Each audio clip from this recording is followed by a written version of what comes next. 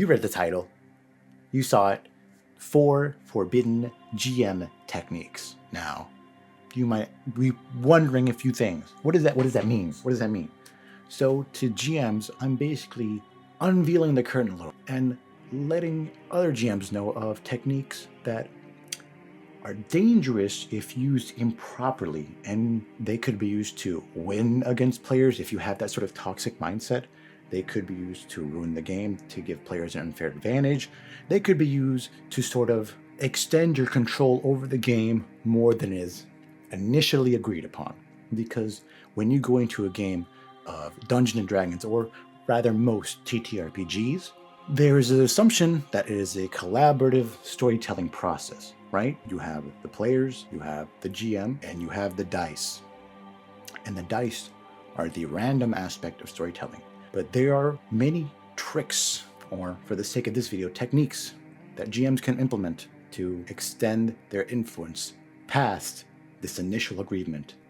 And I will be describing 4 of them, from least forbidden to most forbidden, in that order.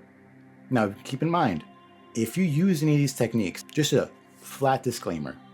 1, use them in good faith.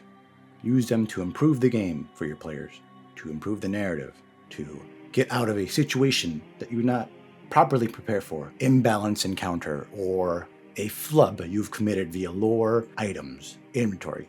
You'll see what I mean.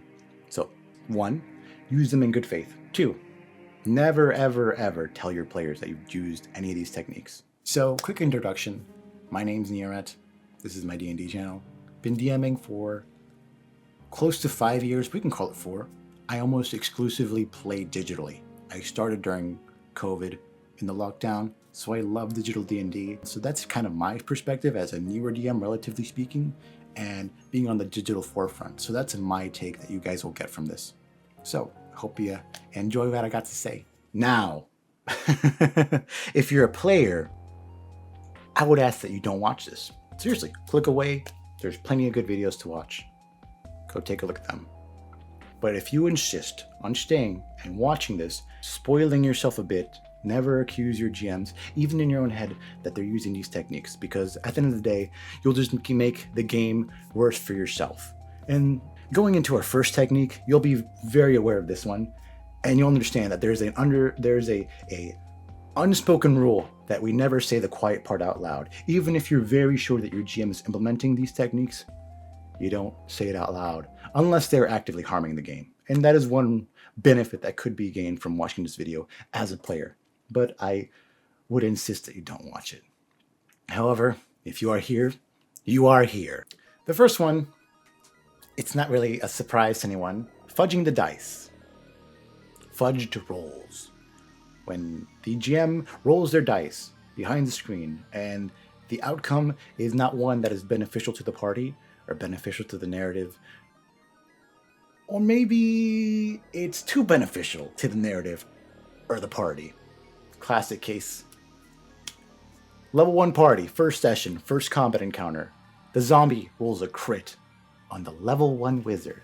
Now, is the GM going to say, hey, your wizard is dead, first turn? And maybe, depending on the HP amount, he might be instantly dead, not just even unconscious, just dead. Or will he say, oh, the zombie hits, and for normal damage? Great example, right? Another one is your characters are in a sort of puzzle or investigation element of the storyline, like you're studying a room. There's a murder mystery going on. Someone died in this room. You have to investigate what's happened. And your players have good ideas, but the rolls say that it's not good enough. Who cares? Lower the DC. They got it. Or just don't ask for a roll at all. The way you fudge rolls is not only on changing the number behind the screen, but lowering the DC or not requiring a roll at all. That's kind of wishy-washy on whether that's a fudge at all. But I say fudge. When I say fudge, I have a very wide definition of it, where any sort of influence that affects the randomness of the dice is fudging to some extent or another. And as you can see, this first technique, it's widely used and widely talked about, and nearly everyone does it, even if everyone says they don't. which I would like. I would prefer that. Let's keep it that way. These techniques are techniques that everyone uses, but no one says they do, because you want to keep the environment intact, the immersion intact. And sometimes it's best to not tell the kids that Santa Claus isn't real, you know? So in conclusion, fudging dice rolls. When you are changing the outcome of the random number system into something that is not so random, whether it's combat encounter that you didn't balance properly and your enemies are doing way too much damage, so you just cut it in half, which I'm guilty of. So yeah, that's fudging dice rolls, which brings us to our second forbidden technique. Now this one's a little more sinister, but it should be used in good faith. Okay, promise me I'll use it in good faith.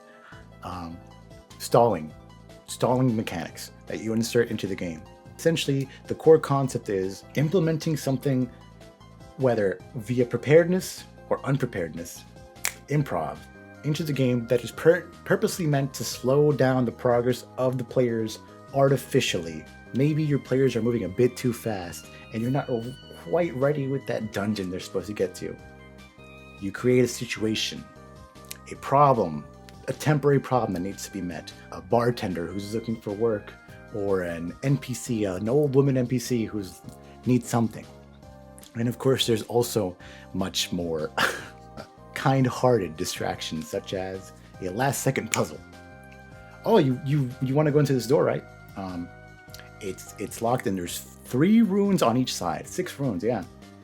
And it looks like this is a puzzle you gotta solve. I'm gonna tell you right now, I know I'm not the only one, but there are puzzles I created for my sessions that don't have a solution.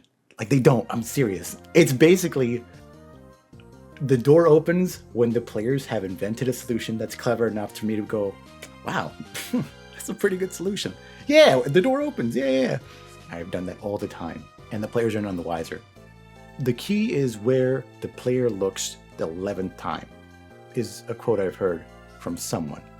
So if you place the key in a room and the players are looking everywhere except for the place you put it, it's going to be there in the 11th time, because you are kind of stalling the game out to fill that 3-hour, 4-hour block, whatever block, to ensure that the party does not move too fast.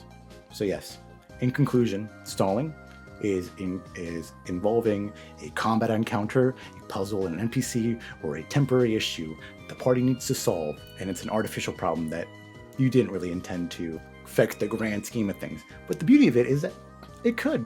D&D is a collaborative storytelling process. There's a lot of freestyling involved, and that one-off stalling mechanic you used could come into play later.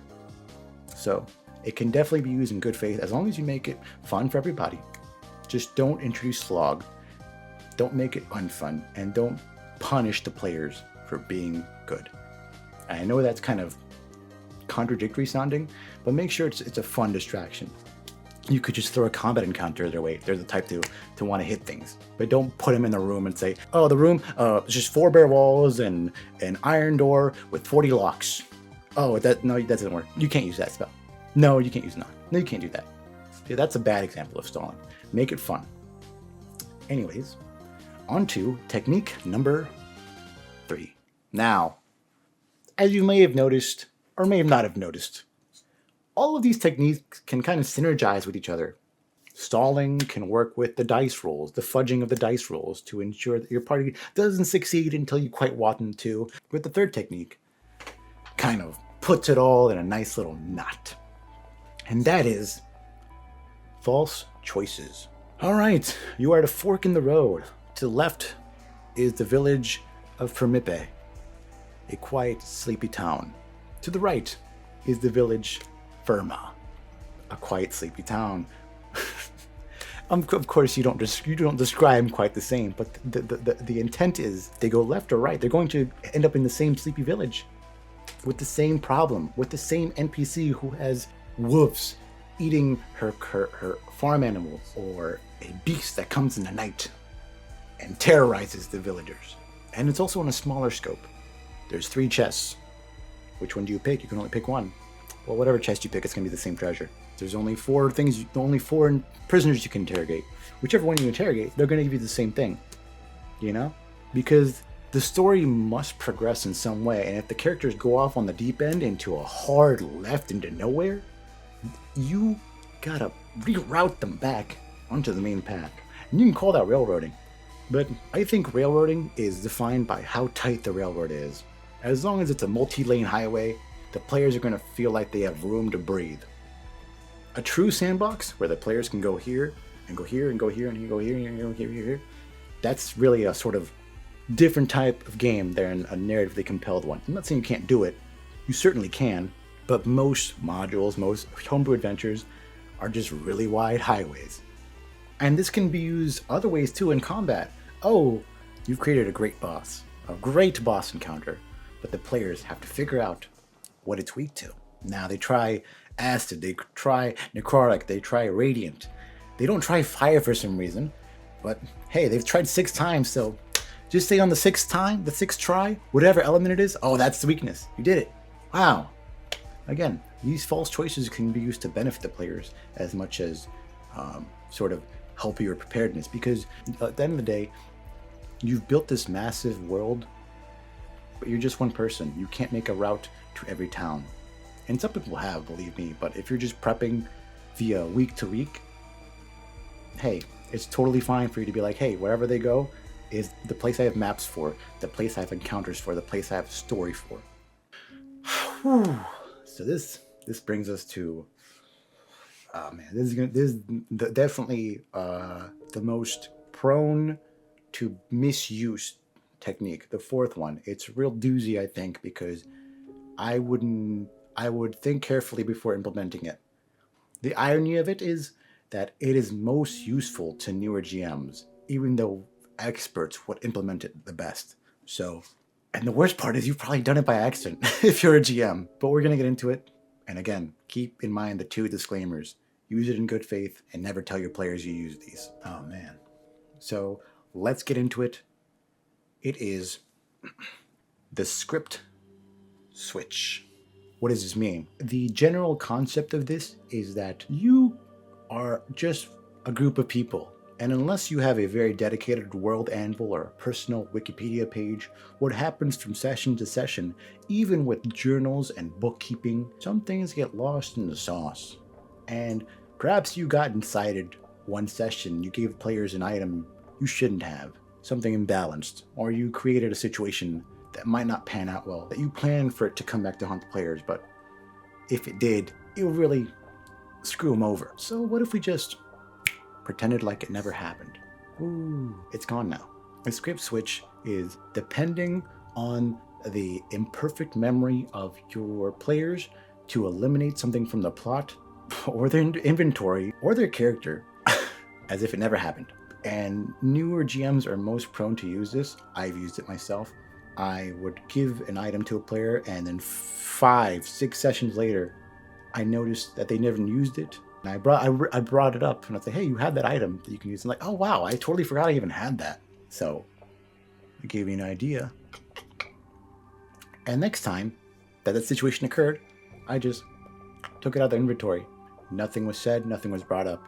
And I've also had other GMs, when I'm a player in their games, they do the same thing. One example is this one GM I had.